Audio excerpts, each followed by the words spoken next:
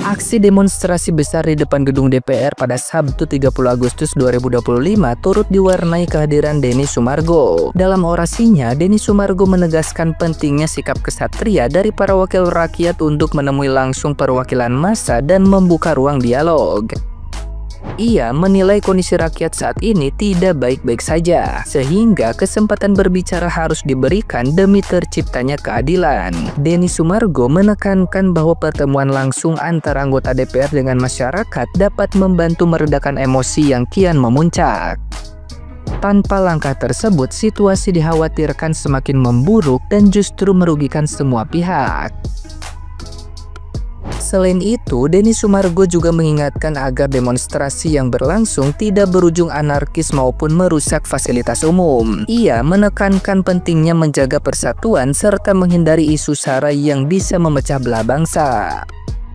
Menurutnya, tujuan utama aksi ini adalah menyampaikan aspirasi secara beradab, tanpa provokasi maupun tindakan destruktif. Denny Sumargo berharap momentum ini bisa membuka jalan baru bagi masyarakat untuk menyuarakan keresahan mereka dengan damai, santun, dan penuh tanggung jawab. Rakyat sekarang sedang tidak baik-baik saja. Kasih kesempatan mereka untuk bicara, temui mereka dengan kesatria, dengarkan mereka. Karena kalau itu tidak dilakukan, keadaan bisa nanti memburuk dan kita semua yang rugi. Negara kita dimerdekakan bukan karena hanya orang pintar, bukan karena hanya fasilitas, tapi karena kita punya orang-orang yang punya hati dan berempati. Tidak boleh ada sara, tidak boleh ada merusak fasilitas umum. Oke. Kita semua bangsa Indonesia lahir di sini. Kita berjuang sama-sama. Bapak-bapak yang ada di depan saya berjuang. Kita berjuang. Semoga hari ini bisa menjadi pembuka jalan untuk masyarakat menyampaikan keresahannya. Setuju? Teman-teman, tolong hindari provokasi. Jangan sampai kita terpecah belah. Kita tujuan demo kita apa? Menyampaikan aspirasi dengan cara yang beradab. Karena kita bangsa yang beradab. Nah, gimana nih menurut netizen yang terhormat? Silahkan berkomentar ya. Gue bingung sama orang-orang yang mengkritik DPR karena tunjangan lah, karena joget-joget lah, karena apalah, itulah, inilah, banyak banget orang yang kritik DPR. Ini orang yang kritik nggak pada paham apa ya, kalau DPR itu adalah Dewan Perwakilan Rakyat. Ya nggak sih? Coba lu main ke kantor DPR, di sana banyak banget mobil-mobil mewah. Namanya juga Dewan Perwakilan Rakyat.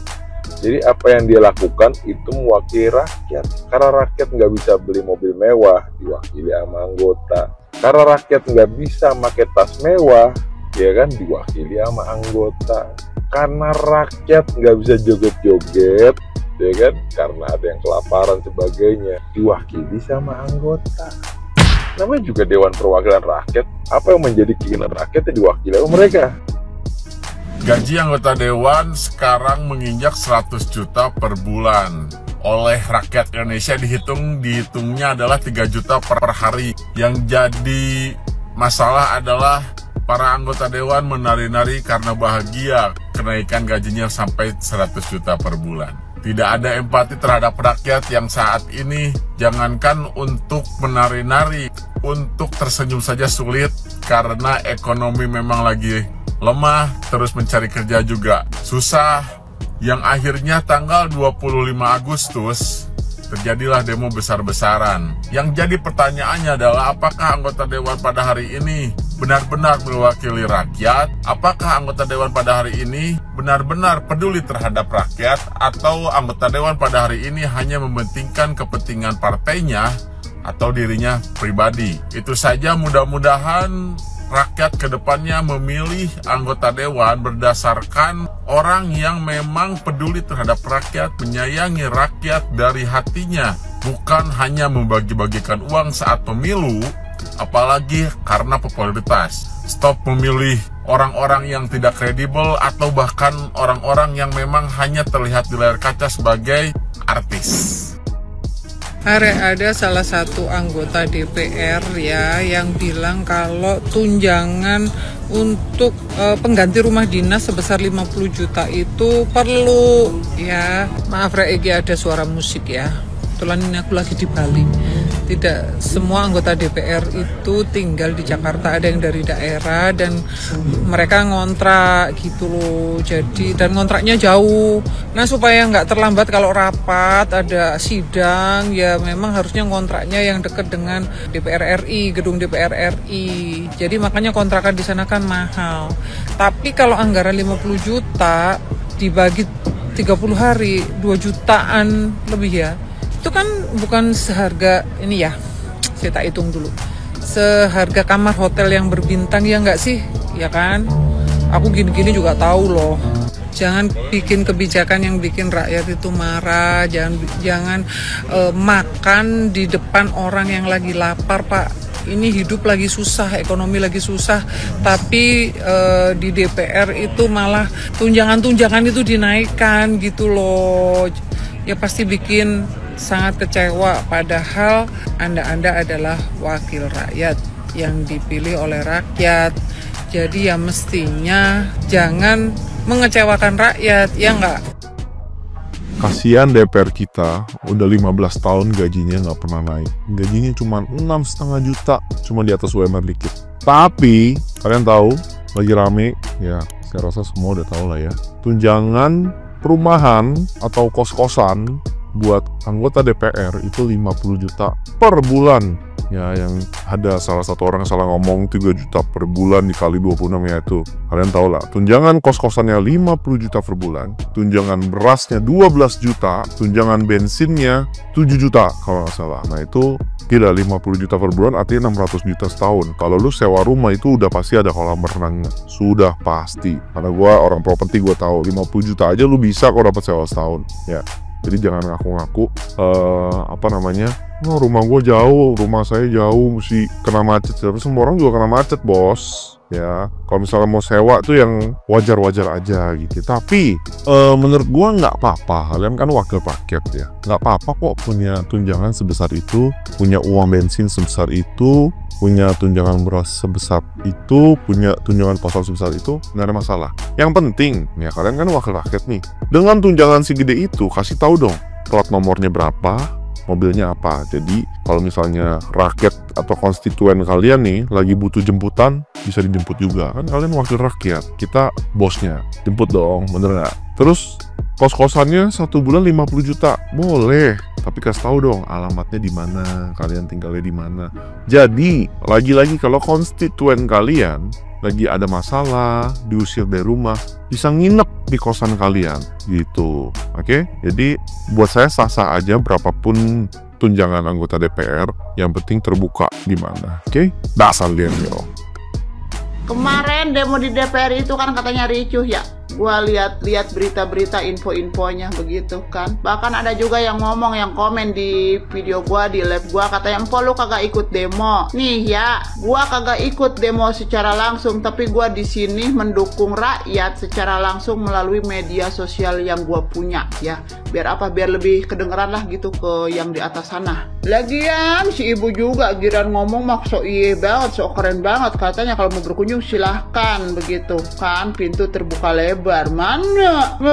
Yang ada dari depan aja itu pintu gerbang besinya, ditambahin lagi pagar beton, ditambahin lagi pagar isolop yang berjejer, belum itu beton sama besinya itu diaur-aurin pakai oli. Nah itu anggarannya dari mana itu dananya? Buat ngebeli oli, buat diaur-aurin kayak begitu, buang-buang duit lagi aja. Baik lu pada ya. Apa lu pada ngapa sebegitu menakutkankah rakyat ini bagi kalian?